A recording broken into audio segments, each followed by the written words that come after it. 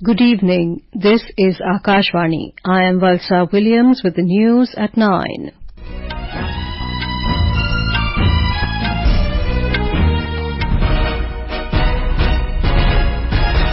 The headlines.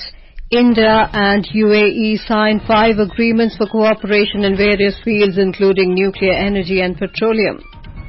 New Delhi calls for ceasefire in Gaza at India-GCC meeting in Riyadh, reiterates two-state solution for Israel-Palestine conflict. GST Council in its 54th meeting in New Delhi decides to reduce tax rates for cancer drugs to 5% and for snacks to 12%. Supreme Court stays Allahabad High Court's order asking Uttar Pradesh government to prepare fresh list of 69,000 assistant teachers selected in 2019. And Defence Ministry strikes 26,000 crore rupees contract with Hindustan Aeronautics Limited for 240 aero engines for Sukhoi 30 MKI aircraft. India and the UAE today signed 5 agreements in various areas including nuclear energy and petroleum. These include an MOU on the Baraka nuclear power plant operations and maintenance between Emirates Nuclear Energy Company and Nuclear Power Corporation of India Limited. An agreement for a long-term LNG supply between Abu Dhabi National Oil Company ADNOC and Indian Oil Corporation Limited was also signed. An MOU was signed between ADNOC and India Strategic Petroleum Reserve Limited. The MOUs were inked following delegation-level talks between Prime Minister Narendra Modi and the Crown Prince of Abu Dhabi, Sheikh Khalid bin Mohammed bin Zayed Al Nahyan in New Delhi. The two leaders expressed satisfaction with the substantial progress achieved in recent years in the India-UAE Comprehensive Strategic Partnership and discussed opportunities to further widen and deepen the partnership in all areas of bilateral cooperation. Later, President Draupadi Murmu met the Crown Prince of Abu Dhabi at Rashtrapati Bhavan. Our correspondent reports that the Crown Prince also visited Rajghat to pay tribute to Mahatma Gandhi. India and the UAE share a multifaceted relationship in which sustainability partnership forms a key pillar. This special bond is highlighted through a unique tradition of tree planting by UAE leaders at Rajghat in New Delhi. Today, Crown Prince Sheikh Khalid bin Mohammed bin Zayed Al Nahyan has planted an Amaltaz sapling. He is the third generation leader from the UAE to plant a sapling at Rajghat. This marks the first time in the history of Rajghat that 3 generations of leaders from a single nation have planted trees honoring the legacy of Mahatma Gandhi. Suparna Saikia, Akashvani News, Delhi. Sheikh Khalid bin Mohammed bin Zayed Al Nahyan arrived in New Delhi last evening on his first visit to India as the Crown Prince of Abu Dhabi. Tomorrow, Sheikh Al Nahyan will visit Mumbai to participate in a business forum in which business leaders from both countries will participate. External Affairs Minister Dr. S. Jaishankar has reiterated India's support for ceasefire in the Gaza Strip as soon as possible. Speaking at the inaugural India-Gulf Cooperation Council joint ministerial meeting for strategic dialogue held in Riyadh today, Dr. Jaishankar also reiterated New Delhi's support for a two-state solution to end the current Israel-Palestinian conflict. While we condemn acts of terrorism and hostage-taking, we are deeply pained by the continuing death of innocent civilians. Any response must take into account the principles of humanitarian law. We support a ceasefire as soon as possible. On the larger issue, we have consistently stood for a resolution of the Palestinian issue through a two-state solution. We have also contributed to the building of Palestinian institutions and capacities. Where humanitarian situation is concerned, we have provided relief and increased our support to UNRWA. The meeting was chaired by Qatari Prime Minister Sheikh Mohammed bin Abdul Rahman Al Thani. It was attended by foreign ministers of Gulf Cooperation Council member countries, along with External Affairs Minister Jaishankar. Our correspondent has filed this report. The strategic dialogue also led to an agreement on a joint action plan for 2024-28, which focuses on enhancing cooperation in academic and scientific fields. The plan sets out specific programs aimed at boosting cultural collaboration, allowing universities and academic institutions in both the GCC and India to work together on scientific research and development. GCC Secretary General Jassim Al-Butawi highlighted that the inaugural India-GCC joint ministerial meeting for strategic dialogue reflects a sincere and mutual desire India to enhance relations, benefiting the people and promoting stability and prosperity in the region. This is Vinod Kumar for Akashvani News from Dubai.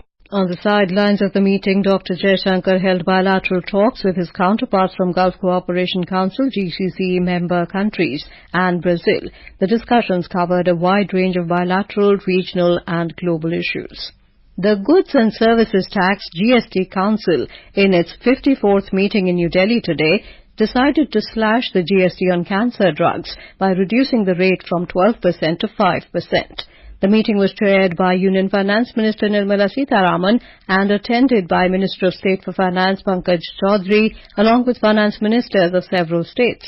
Briefing the media in the national capital after the meeting, Finance Minister Sitharaman said GST on selected snacks has been reduced from 18% to 12%. GST rate on cancer drugs are being brought down. It's being reduced from 12% to 5% in order to further reduce the cost of cancer treatment. Namkeens, extruded, expanded savory food items, GST rate on these is being reduced prospectively from 18 to 12%.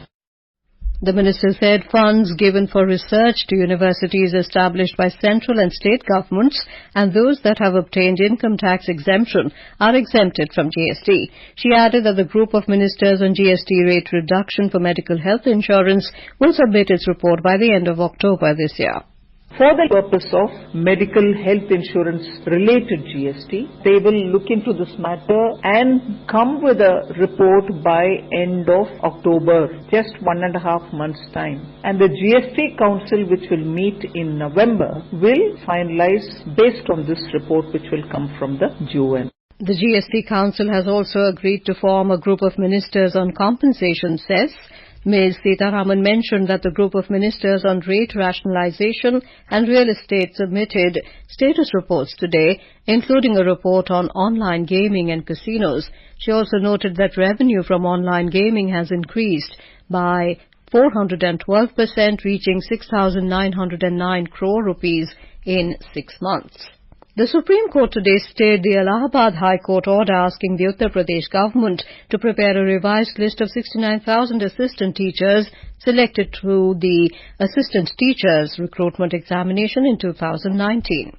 The top court also stayed the High Court verdict, setting aside the selection lists of assistant teachers issued by the state authorities in June 2020 and January 2022, which included 6,800 candidates. A bench comprising Chief Justice D.Y. Chandrachud and Justices J.B. Pardiwala and Manoj Mishra also issued notices to the state government and others, including the Secretary of the Uttar Pradesh Basic Education Board, on a plea filed by multiple individuals. The bench said it will fix the plea for hearing in the week commencing the 23rd of this month. This is Akashvani giving you the news. For quick news updates round the clock, follow us on our X handle at AIR News Alerts. The Defence Ministry has signed a contract with Hindustan Aeronautics Limited for 240 AL-31FB aero engines for Sukhoi 30 MKI aircraft at a cost of over 26,000 crore rupees. According to the ministry, these aero engines will be manufactured by the Koraput division of HAL and enhance the operational capability of the Sukhoi 30 MKI fleet for defence preparedness. HAL will supply 30 aero engines annually, with the supply of all 240 engines expected to be completed over the next 8 years. This will give a boost to the Atmanirbhar Bharat initiative of the government, as HAL will seek support from the country's defence manufacturing ecosystem involving MSMEs and both public and private industries. The vice chiefs of all three armed forces flew in the indigenous light combat aircraft Tejas for the first time during a multilateral exercise underway at Jodhpur in Rajasthan. The Jodhpur Air Force Station is hosting the second phase of the multilateral exercise Tarang Shakti till the 15th of this month. Vice Chief of Air Staff Air Marshal A.P. Singh, Vice Admiral Krishna Swaminathan and Vice Chief of Army Staff Lieutenant General N.S. Rajasubramani boarded the Tejas fighter jets for almost 45 minutes. More from our correspondent. The airports of 8 nations including India are participating with their assets and 16 other nations are witnessing the exercise as observer countries. The exercise aims to strengthening interoperability between the participating forces. A defense expo will also be organized from September 12 to 14, wherein India will showcase its indigenously manufactured weapons and aircraft to explore the global potential of defense exports by promoting Indian manufactured assets among friendly nations. Jitendra Dwivedi, Akashvani News, Jaipur. The Union Health Ministry has said the presence of Mpox clade 2 has been confirmed in an isolated patient and the case has been verified as a travel-related infection. The individual, a young male who recently travelled from a country experiencing ongoing Mpox transmission, is currently isolated at a designated tertiary care isolation facility. The patient remains clinically stable and does not have any systemic illness or multiple chronic conditions. The ministry said there is no indication of any widespread risk to the public at this time. Public health measures, including contact tracing and monitoring, are actively in place to ensure the situation is contained. Meanwhile, the centre has asked states and union territories to conduct screening and testing of all suspect cases of Mpox. In Odisha, incessant rain triggered by low pressure in the Bay of Bengal has resulted in flash floods in the southern districts of Malkangiri and Koraput. The situation is alarming in Malkangiri, where thousands of people have been shifted to nearby relief camps. The Odisha Disaster Rapid Action Force has been deployed in various parts of Malkangiri district for rescue operations. The state government held a high-level meeting today to review preparedness for dealing with the situation in the two districts. The Indian Meteorological Department, IMD, has predicted extremely heavy rainfall during the next 24 hours in 5 coastal and adjoining districts, including Ganjam, Khordha, Puri, Nayagarh and Baud. The Delhi government has today imposed a complete ban on the production, storage, sale and use of firecrackers to control pollution in the national capital. This ban will remain in effect until the 1st of January next year. Delhi Environment Minister Gopal Rai said the decision was made in response to the increasing air pollution in the city during the winter season. The Janata Dal United will contest the Jharkhand Assembly elections with the BJP. Talking to reporters in Ranchi, the executive president of JDU, Sanjay Jha, said the seat-sharing formula between the two parties will be decided soon. Mr. Jha today held a meeting with party leaders and reviewed the prevailing political situation in the state. In Sri Lanka, the National Election Commission today held discussion with all the candidates contesting the presidential election in the island nation and their representatives. At the meeting, some candidates shared their concerns with the Election Commission on the use of state resources and the conduct of certain media institutions as well. A separate discussion was also held with election observers at the National Election Commission this afternoon. In our bilingual live phone-in program, Public Speak tonight, we will bring an insightful discussion on government's initiatives to foster the usage of solar energy.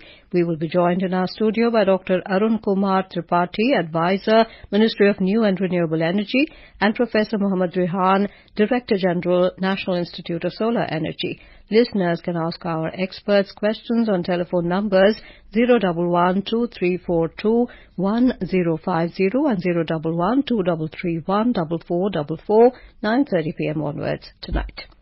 And now, before we end the bulletin, the headlines once again. India and UAE signed 5 agreements for cooperation in various fields, including nuclear energy and petroleum. New Delhi calls for ceasefire in Gaza at India-GCC meeting in Riyadh, reiterates two-state solution for Israel-Palestine conflict. GST Council in its 54th meeting in New Delhi decides to reduce tax rates for cancer drugs to 5% and for snacks to 12%.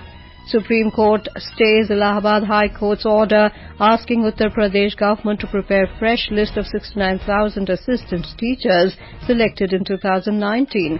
And Defence Ministry strikes 26,000 crore rupee contract with Hindustan Aeronautics Limited for 240 aero engines for Sukhoi 30 MKI aircraft.